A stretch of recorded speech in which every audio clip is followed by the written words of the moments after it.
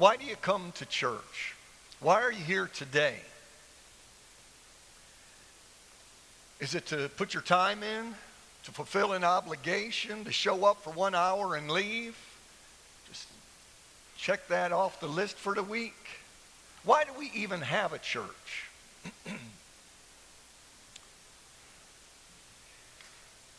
What's it about? What's the Christian faith all about? Is it a bunch of rules and beliefs some people choose to live by because they've been conditioned to? Is it what some people do because it's what they've always done? Is it all just talk? Or is there more? Is there real power in Christianity? Is there real power because Jesus really does change lives? I imagine different people are in different places on this as they think about it, but by the time I'm done today, I hope there's no question in anybody's mind about Jesus' power to change lives. So let's turn to the Bible. I'll be reading from the Gospel of Matthew. I know you were just standing. I'm going to ask you to stand back up as I read from the 4th chapter of Matthew, verses 23 through 25. Jesus traveled throughout Galilee, teaching in their synagogues. He announced good news of the kingdom and healed every disease and sickness among the people. News about him spread throughout Syria. People brought to him all those who had various kinds of diseases, those in pain, those possessed by demons, those with epilepsy, and those who were paralyzed. And he healed them. Large crowds followed him from Galilee, the Decapolis, Jerusalem, Judea, and from the areas beyond the Jordan River. This is the word of the Lord. Please be seated.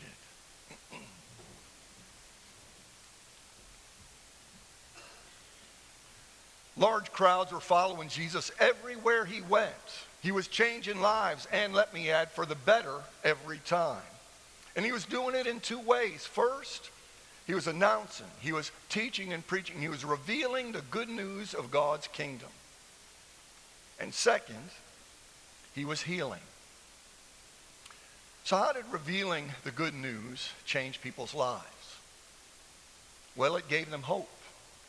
It gave hope to everyone who believed it. Hearing for the first time that the God of all creation was a God of love and grace and forgiveness, that was great news. Hearing that God loved them enough to come to them through his Son. Loved them enough to bring his kingdom to us through his Son.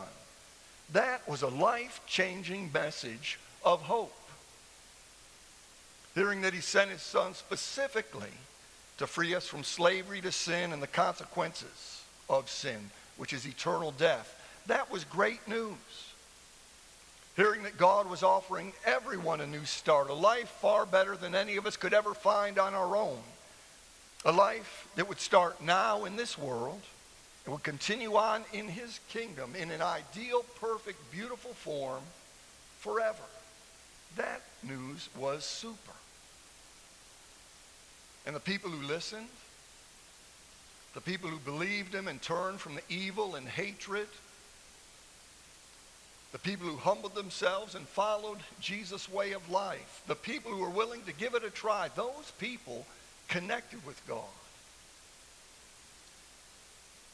And that's when the power of his love really began to work in their lives, bringing about a change more beautiful than words can even describe. This life-changing good news Jesus brought is for everyone. It was for women as well as for men. That was a surprise. It was for the poor as well as the rich, not just the rich. It was for the weak and the strong. It was for little children as well as their parents, even their grandparents. It was for the outcast and the highly respected. It was for the peasant as well as the king. The good news was for everyone. It was new. It was different. It was fresh. It was exciting. And it gave people hope as it changed their lives. So regardless of what they might be experiencing in this world, pain, loss, confusion, disease, persecution, regardless of what might be going on in the world around them. War, political unrest, disaster. People were no longer controlled by their fear and anxiety. It didn't control them because they had a deep inner peace and the joy that came with it. The second part of Jesus' ministry, the healing ministry, also changed lives, and usually in some very obvious, frequently some very visible ways. Diseases disappeared. Pain was gone. Evil spirits and demons were cast out. The blind could see, the deaf could hear, the lame got up and began to walk away. The Bible is full of examples. Last week, our Bible reading told about a woman who'd been bent over for 18 years. Then one day, she was in the synagogue and Jesus saw her. He had compassion on her, so he called her over. He laid his hands on her and he healed her. She stood straight up for the first time in 18 years. She was set free. She was healed. Luke 8 tells of another woman who'd been hemorrhaging for 12 years. She'd spent everything she had on doctors, and they hadn't done a thing for her. So in desperation, she sought out Jesus, forcing her way through a smothering crowd, getting close enough to touch the hem of his robe. And she was healed. Matthew 8 tells of a Roman soldier, a centurion, who went to Jesus to ask for healing for one of his servants who was paralyzed. He was at home in agony. Jesus told the centurion that he'd go with him to his home and he'd heal his servant. The centurion said that's not necessary. He believed Jesus could heal the servant without being physically present with him. That's what he told Jesus. Just say the word and my servant will be healed. Amazed by the man's faith, Jesus did exactly what he asked. He said, go. It will be done for you just as you believed. And it was. The servant was healed. Both parts of Jesus' ministry, his revealing of the good news and his healing, demonstrated God's love. And they had power. Power that changed people's lives in real ways. So it shouldn't surprise anyone that when Jesus sent his disciples out to do ministry, he asked them to do the same things that he was doing. It's in the 10th chapter of Matthew. He told them to reveal the good news and to heal. Heal the sick, raise the dead, cleanse people of their diseases, and cast out demons. That's what Jesus' disciples did while he was still in the world with them. And that's what they continued doing after his death and resurrection and his return to heaven. The book of Acts tells all about their ministry of revealing the good news and healing. The very first time Acts tells about this, it tells about Peter revealing the good news. About 3,000 people began to follow Jesus that day. Their lives were changed. And as he and the other disciples, empowered by the Spirit, began healing, everyone who heard about it was amazed. People were filled with awe and wonder. More lives were changed, and many, many more people began to follow Jesus. One afternoon, while Peter and John were on the way to the temple to go pray, a crippled man saw them coming.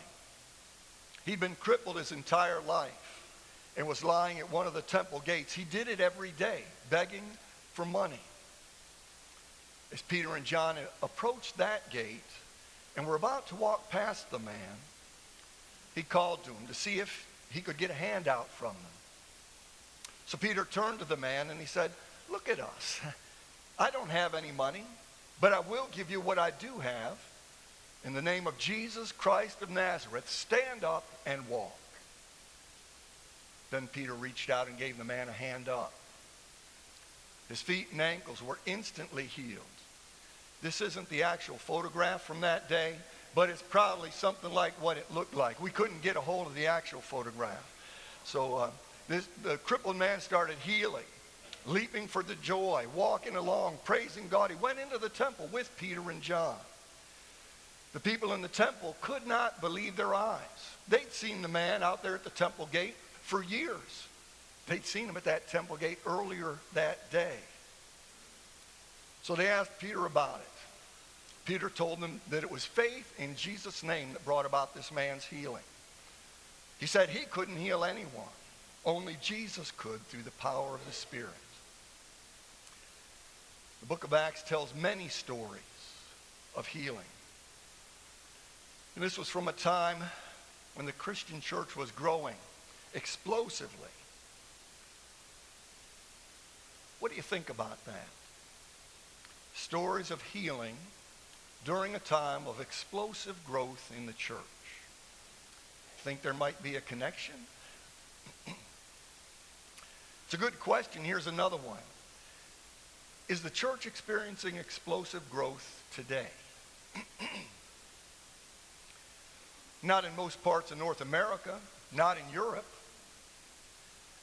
But the church is growing. It's booming.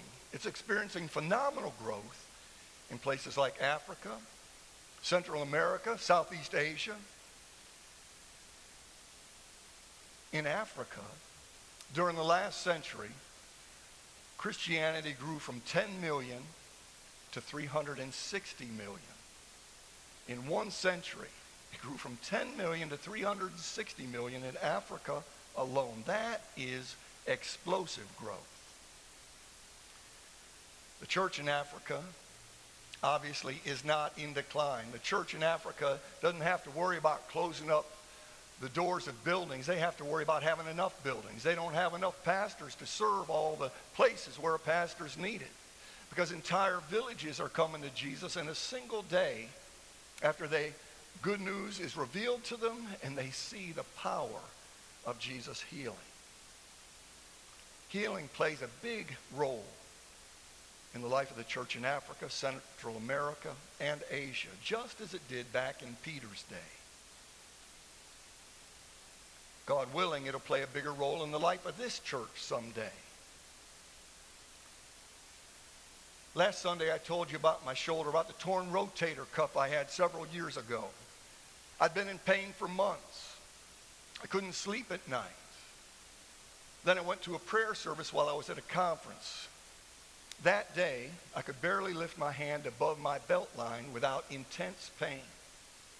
But the moment I finished praying with a member of that prayer team, I was able to lift my hand right up over my head, just like that, without any pain at all. I was healed. What I didn't tell you is that at that prayer service, the prayer team that was leading the service was from a United Methodist church. It's a church on the southwest side of Houston.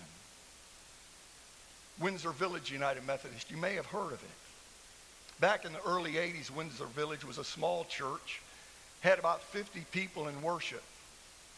Today, it's one of the largest United Methodist churches in the country.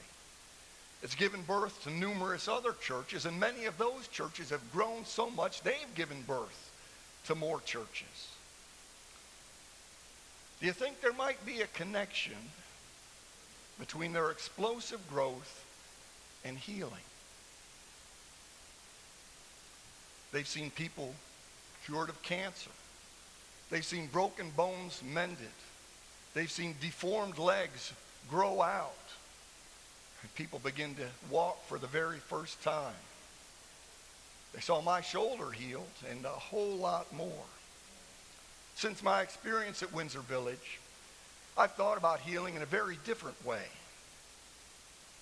I've had the opportunity to pray for healing as well. And I've seen some miracles. One time a man who had a very bad accident came to the church I was serving and asked for prayer. He'd been driving down I-45 in Houston in his brand new pickup truck. When he was suddenly hit, he was T-boned by a car traveling at a very high rate of speed. T-boned him right in his door. The wreck was terrible. His truck was totaled. And he was dealing with a whole lot of pain the day he showed up. His doctor had prescribed some pain medicine. But even with that pain medication, on a scale of 1 to 10, he said his pain was at a 7. So several of us gathered around him. We put our hands on his shoulders and we prayed for him. After just a couple of minutes, He said his pain was completely gone. He said he could feel God's power. He could actually see light coming out of the hands of some of the people who had their hands laid on him as we prayed. That thing about the light coming out of people's hands, that really got my attention. He also said not only was his pain removed, but as he felt God's power working in his body, he realized God was calling him to another form of ministry, to a greater form of ministry. It was exciting to hear his testimony. It was exciting to know Jesus was at work in his life, that Jesus had changed his life, not just physically, but forever. Another time I was sitting around a table with 4 women after a church meeting. May not have been the best decision I ever had. You don't know what questions might come up. But one of the women there was a young mother. Her name, well, I won't tell you her name, but I'm going to call her Helen. Helen asked for prayer. She said she was going to her doctor in the morning. When we asked her what was going on, she said she had some lumps in her breast. They were big enough for her to feel with her own hands. The pain was severe. She'd been to the doctor. She'd had some tests run and was scared because the doctor was so concerned. As Helen began to pick her things up to leave, I asked her if we could just pray for her right then instead of when we got home that evening. She hesitated for a moment and said, well, okay. So we gathered around her, put our hands on her shoulders, and began to pray. We prayed for a few minutes. She thanked us several times, and then we all went home. The next day, I got an email from Helen. She told me she was still in a lot of pain when she went to bed the evening before. But when she woke up the next morning, she had no pain whatsoever, and those lumps were significantly smaller. She was so excited, so grateful for the prayer, and just knew everything was going to be okay. And it was. Her doctor re-examined her. I don't remember all the terminology, but I do remember her saying that he told her the lumps were nothing. She had nothing to fear. She didn't even have to come back for a follow-up. After about a month, Helen brought one of her friends to the church one Sunday morning. I'm going to call her Renee. Renee lives in California. She'd been battling cancer for a few years. She was getting treated at MD Anderson. And she'd been to MD Anderson to see her doctor just a few days earlier. Her condition was bad. It had deteriorated tremendously. So much so they told her there was nothing else they could do.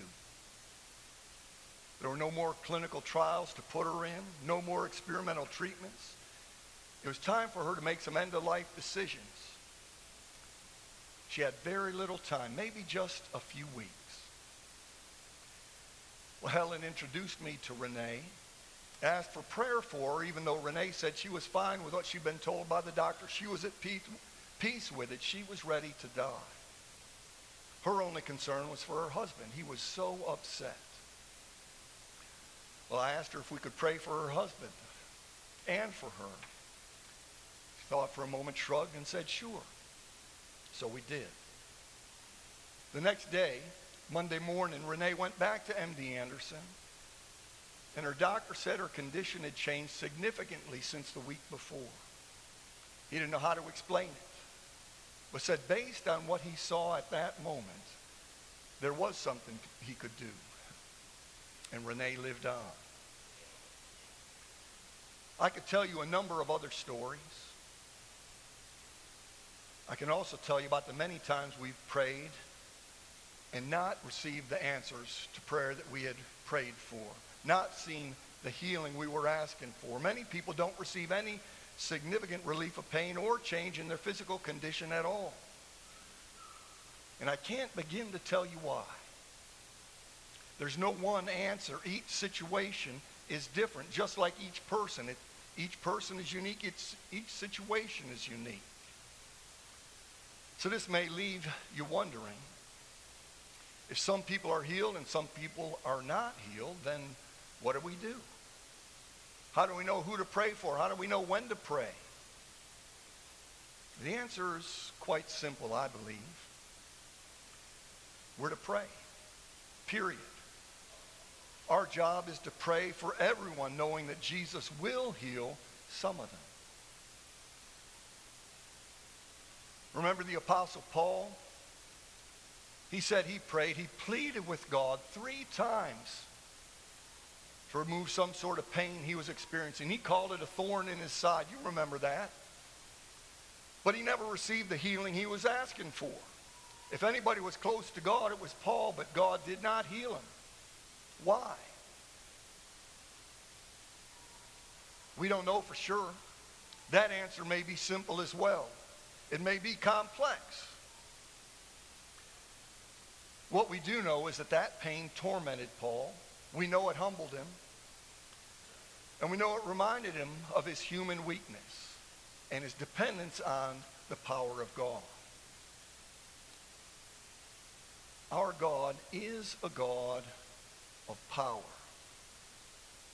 a God of mystery, a God of awe and wonder, a God of love who is constantly at work in all of our lives for good. And God sent his son Jesus into this world to change people's lives through revealing the good news and through healing. And that's just what Jesus did. That's what his earliest followers did. That's what the church is in the world to do. And to this day, wherever Jesus' followers are revealing the good news, wherever Jesus' followers are bringing healing, people connect with God and their lives are changed as they find life in Jesus' name. Amen.